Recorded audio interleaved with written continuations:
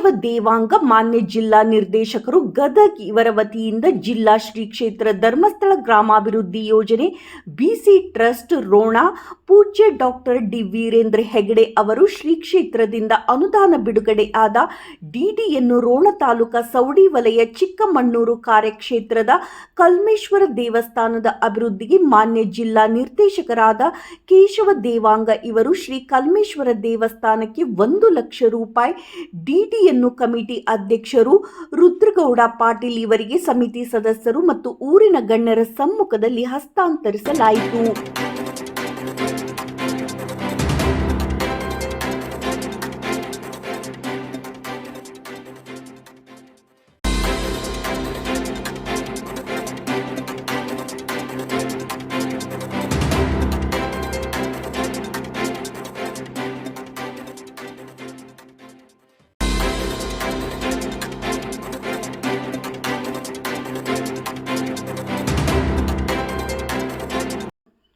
ಈ ವೇಳೆ ಮಾನ್ಯ ಜಿಲ್ಲಾ ನಿರ್ದೇಶಕರು ಇವರು ಮಾತನಾಡಿ, ಶ್ರೀ ಕ್ಷೇತ್ರದ ಚತುರ್ದಾನ ಪರಂಪರೆಗಳಾದ ಅನ್ನದಾನ, ವಿದ್ಯಾದಾನ, ಆರೋಗ್ಯದಾನ, ಅಭಯದಾನದ ಕುರಿತು ಮಾಹಿತಿ ನೀಡಿದರು.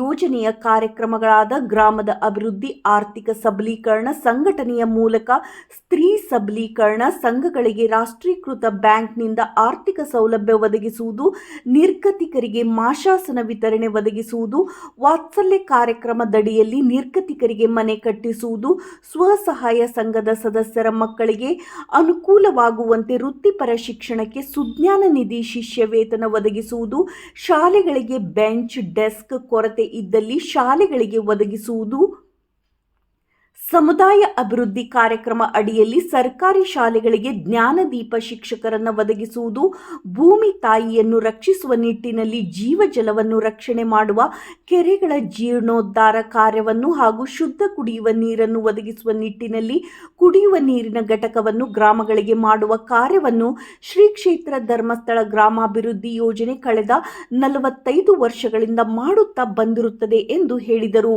ಈ ಸಂದರ್ಭದಲ್ಲಿ ತಾಲೂಕಿನ ಯೋಜನಾಧಿಕಾರಿ ಮಹಾಬಲೇಶ್ವರ ಪಟಗಾರ್, ಒಕ್ಕೂಟ ಅಧ್ಯಕ್ಷರು ರುದ್ರಮ್ಮ ಪಾಟೀಲ್ ಹಾಗೂ ಊರಿನ ಗಣ್ಯರು ವೀರನಗೌಡ, ಬಾಪುಗೌಡ, ಯಲ್ಲಪ್ಪಗೌಡ, ಶಿವನಗೌಡ, ಪ್ರಭಾಕರ್, ರುದ್ರಗೌಡ, ಬಸನಗೌಡ, ಅಶೋಕಗೌಡ, ಚಂದ್ರುಗೌಡ, ಶರಣಪ್ಪ, ಮುದುಕಪ್ಪ, ಸಂಗಪ್ಪ, ಒಕ್ಕೂಟದ ಪದಾಧಿಕಾರಿಗಳು ಮತ್ತು ಸಂಘದ ಸದಸ್ಯರು ಉಪಸ್ಥಿತರಿದ್ದರು.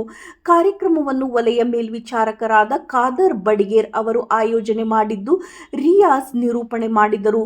ಸೇವಾ ಪ್ರತಿನಿಧಿಗಳಾದ ಸುಮಿತ್ರಾ ಸ್ವಾಗತಿಸಿದರು. ರಂಗಮ್ಮ ಸೇವಾ ಪ್ರತಿನಿಧಿ ವಂದನಾರ್ಪಣೆ ಮಾಡಿದರು.